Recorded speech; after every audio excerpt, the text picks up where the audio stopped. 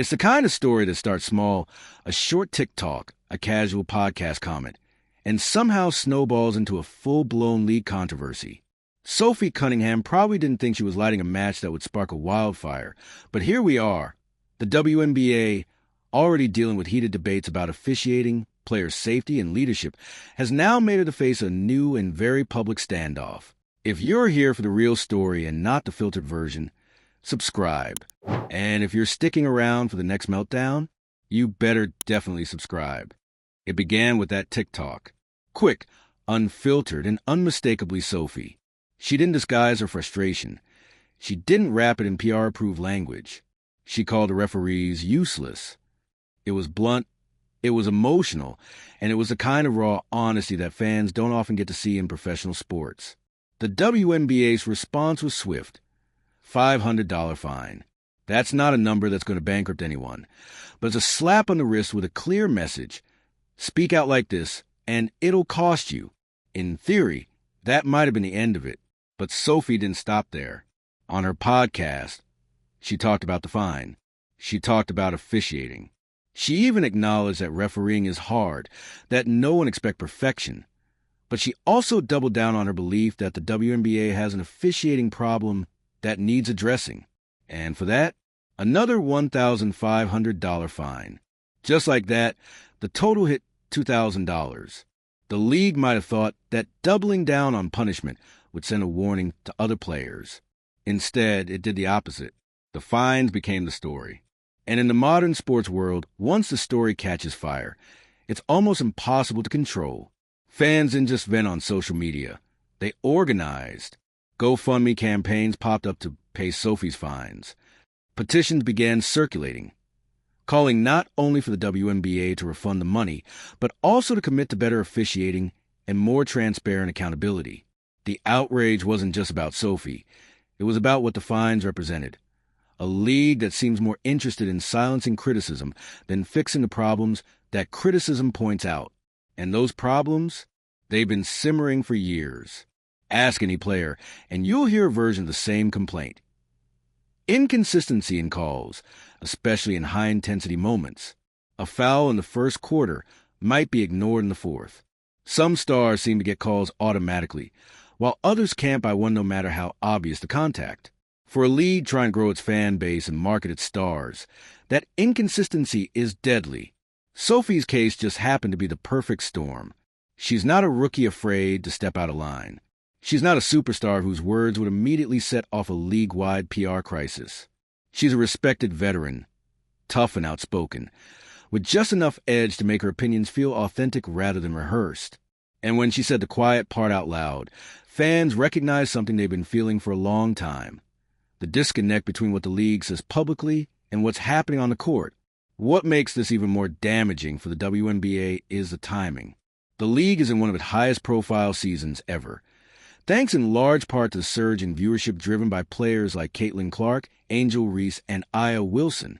Sponsors are investing more, networks are airing more games, and social media engagement is through the roof. In other words, this is the moment when the league should be uniting its stars, putting its best product forward, and minimizing distractions. Instead, it's embroiled in a story about silencing one of its own players. The optics are bad, but the ripple effects are worse. Other players are watching closely. If Sophie gets fined $2,000 for voicing frustration that many share, what's to stop the league from doing the same to anyone else who steps out of line? That creates a culture caution, where players are afraid to speak honestly for fear of financial penalty. And when you start muzzling the very personalities that make your league compelling, you risk draining the authenticity out of the product.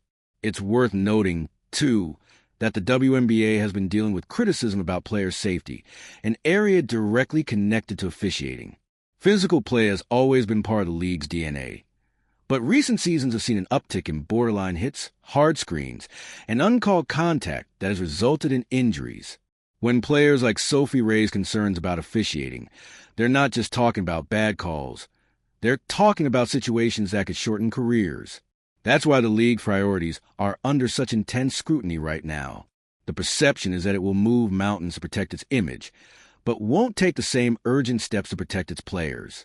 If that perception hardens into reality for fans, the damage to trust could be lasting.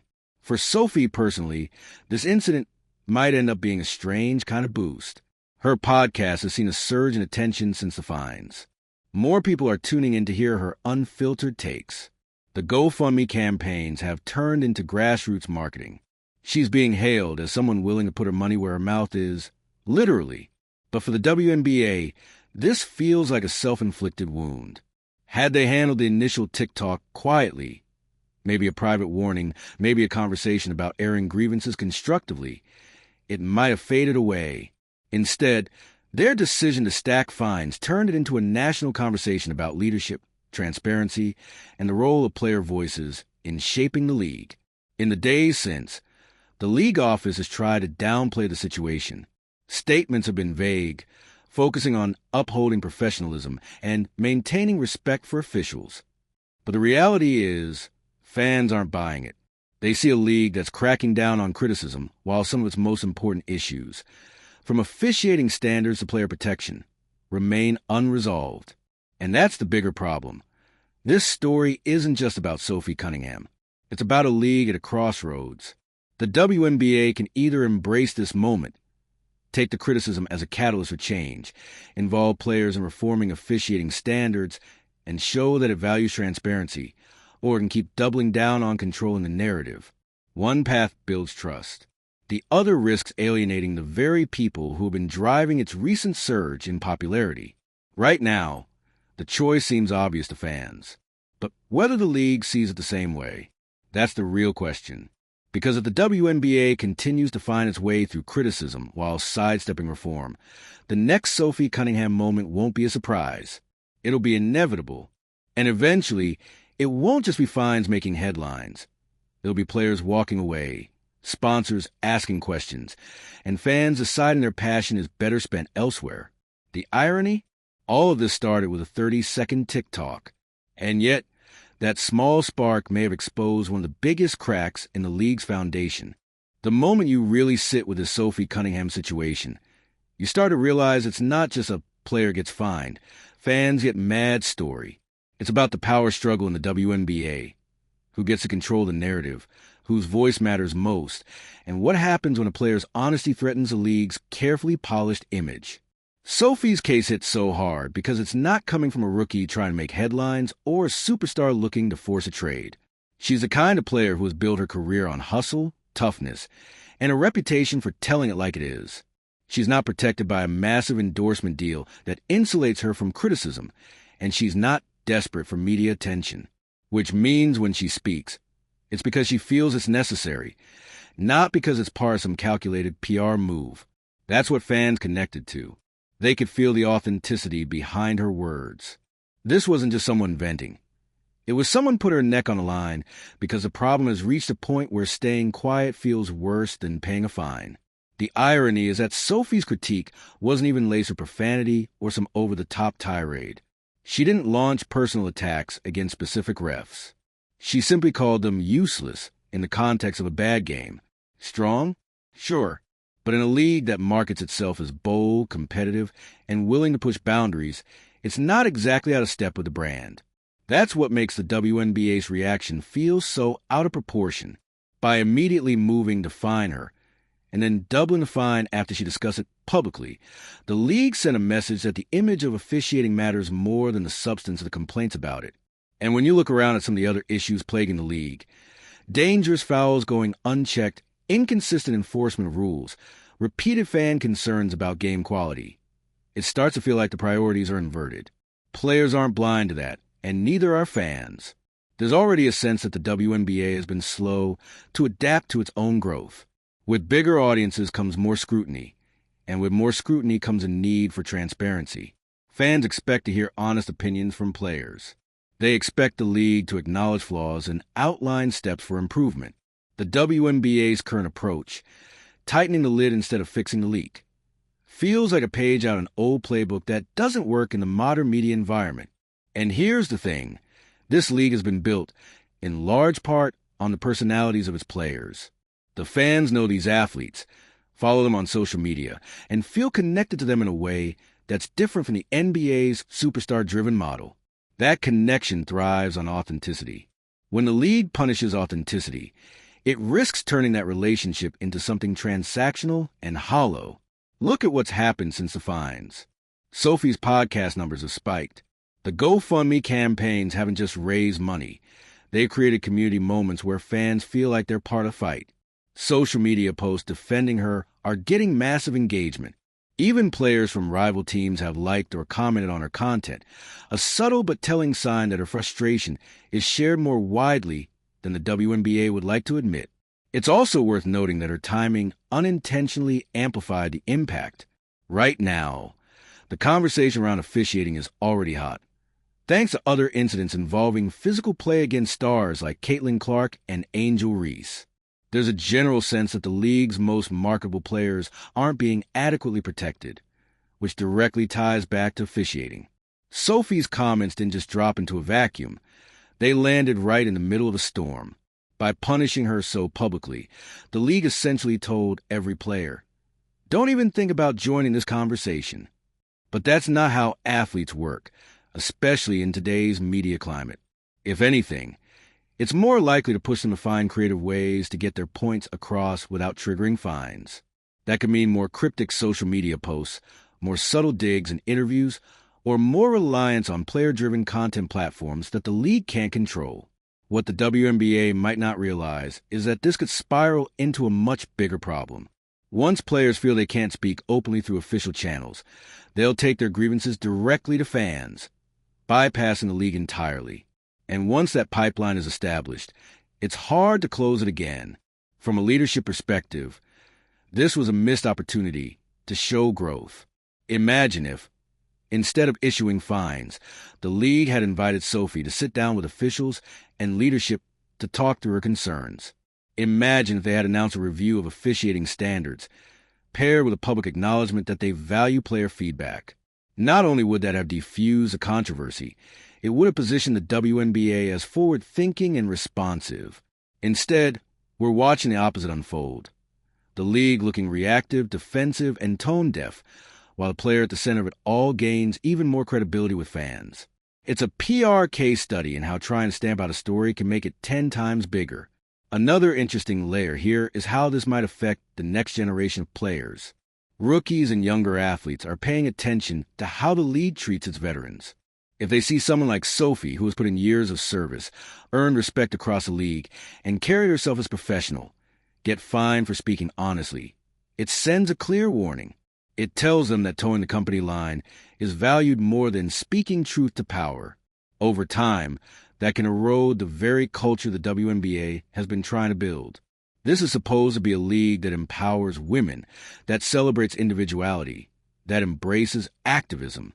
The current handling of player criticism runs counter to all of that, and the cognitive dissonance is starting to show. And here's where the real danger lies. When fans sense that disconnect, it becomes harder to sell them on the league's branding. You can't convincingly market empowerment and authenticity if your own players are afraid to speak openly. The public has too much access now. They can see the inconsistency for themselves. In the weeks ahead, the WNBA will have to decide how much it's willing to bend on this. If Sophie's situation fades without change, the league risks emboldening the perception that leadership is out of touch. If they make moves to address officiating, even small, symbolic ones, they could start to repair some of the damage. But no matter what happens, Sophie Cunningham's name is now tied to this moment in league history. Whether it becomes a footnote or a turning point depends on what the WNBA does next. And given the way this story has already grown legs, they might not have much time to make that choice. The fans have spoken. The players are watching. The league can't find its way out of this one. What's fascinating about the Sophie Cunningham controversy is how it reveals the WNBA's fragile balancing act between growing its profile and controlling its image. This league is not the NBA, where a bad PR week barely makes a dent in the mountain of storylines dominating the sports cycle. In the WNBA, every controversy echoes louder because there's less background noise to drown out. That's why the league's decision to fine Sophie twice, over $2,000 for words, not actions, became such a lightning rod. To many fans, This wasn't about whether Sophie was right or wrong in her assessment of officiating. It was about whether players should be allowed to speak candidly about the conditions they work under. Sports fans, especially those deeply invested in women's basketball, want to feel they're getting the unfiltered truth from their favorite athletes. That's one of the reasons the WNBA's audience feels so intimate compared to other leagues. There's a closeness between players and fans that's been cultivated over decades. By cracking down so visibly, the league sent a signal that this openness might have limits. The unspoken rule became clear. Talk about your training, your wins, your community work, but keep your criticisms of the league and its officiating in-house. The problem is, that's not how the modern sports ecosystem works anymore. Players have their own platforms now, podcasts, YouTube channels, TikToks, and Instagram lives, where they can bypass the gatekeepers entirely. Sophie, intentionally or not, just demonstrated the power of those platforms. Her original TikTok criticizing officiating was short and to the point, but it exploded because it felt real. No sponsor-approved script. No pre-game press conference guarded by a PR handler. Just Sophie speaking directly to her audience. When the fine came down, she had an even bigger platform in her podcast to unpack what happened. The WNBA's attempt to close the lid actually blew the lid clean off. This is why the league's old-school approach feels so mismatched to the current moment. The WNBA is enjoying unprecedented visibility thanks to stars like Caitlin Clark, Angel Reese, and Aya Wilson. But that visibility comes to an audience that expects transparency. And transparency doesn't mean everything is sunshine and compliments. It means sometimes hearing uncomfortable truths. The irony is, the officiating issue Sophie raised is one the league should want to address. Consistency in calls, player safety, and the credibility of game results all tie directly into the WNBA's product quality. If fans believe certain players aren't getting fair treatment or that games are being decided by poor officiating, it undermines the legitimacy of the sport. Sophie's critique could have been an opportunity for the league to show it's willing to listen to feedback from its athletes. Instead, they made it a test case for punishment. And let's be clear, this isn't just about one player and one set of fines. Talk to anyone who follows the league closely, and they'll point out a growing list of officiating controversies over the last few seasons. Missed calls in playoff games, questionable ejections of high-profile players, physical plays that don't draw whistles until slow-motion replays go viral and force the league to issue retroactive statements. All of this chips away at fan confidence. For the players, those moments are more than just frustrating. They can be career-altering. In a league where contracts are shorter, rosters are smaller, and competition is fierce, every game matters. A blown call that leads to a loss isn't just a bad night at the office. It can affect playoff positioning, bonuses, and even whether a player's option gets picked up. Sophie's bluntness didn't come out of nowhere. It's the product of seasons spent in that reality. What adds another layer here is the solidarity from fans, and, quietly, from other players. While few have been as direct as Sophie, you can see the subtler forms of support, liking her posts, reposting her clips, or vaguely referencing issues we need to fix in their own interviews. In a league this small, every player knows that what happens to one could happen to them. That shared understanding is why this fine has become a bigger conversation about the WNBA's culture. The league's response so far has been textbook damage control. Stick to scripted statements, avoid specifics, and hope the news cycle moves on. But this isn't going away easily because Sophie's story resonates on multiple levels. It's about officiating, yes, but it's also about player autonomy, leadership priorities, and how the league treats its veterans. You can feel the tension building toward a bigger confrontation between the players and league leadership. If Sophie's case leads to changes in the collective bargaining agreement, perhaps introducing more formal channels for officiating feedback or limiting the league's ability to fine players for public comments, this could be looked back on as a pivotal moment in WNBA history. But if nothing changes, the distrust will deepen. There's also the commercial side to consider. The WNBA's rise in popularity has attracted more corporate sponsors, and sponsors are paying attention to how the league handles its stars. Companies invest in leagues not just for the product on the court, but for the image and values associated with it. If the league starts to look like it's silencing its own talent, that can make sponsors nervous, especially when those sponsors have their own social responsibility branding to maintain. For Sophie, the fines may end up being a strange blessing in disguise. The spike in her visibility could lead to more sponsorship deals, more listeners for her podcast, and a stronger personal brand built around being the player who's not afraid to speak the truth. In a way, the league has handed her the outspoken truth-teller role, and she's running with it.